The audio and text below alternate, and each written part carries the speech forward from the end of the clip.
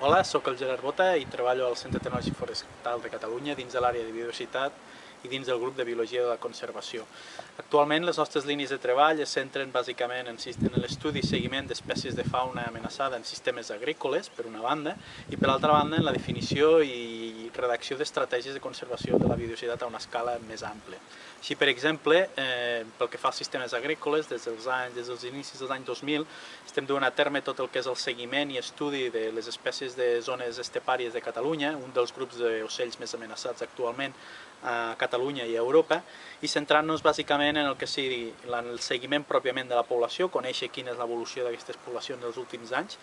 i també analitzar quines són les causes d'aquesta regressió, moltes d'elles lligades a un model de gestió del territori, un model d'explotació agrícola, per tal d'identificar aquells factors d'amenaça i intentar corregir per tal de poder definir unes estratègies de conservació per a aquestes espècies. Per altra banda, un dels altres projectes també importants que tenim, conjuntament amb el grup d'Ecologia del Paisatge, també de l'àrea de biodiversitat, són els programes, la definició i redacció dels programes de seguiment i conservació de la biodiversitat de tots els parcs naturals de Catalunya. Aquests programes el que intenten,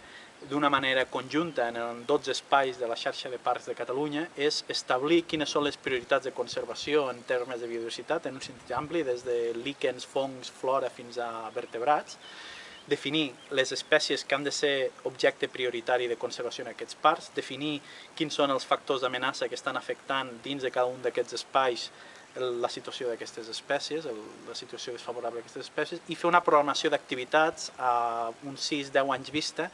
de les principals actuacions que aquests espais naturals protegits haurien de realitzar per tal de garantir la conservació d'aquests elements de biodiversitat dins dels seus espais. Un de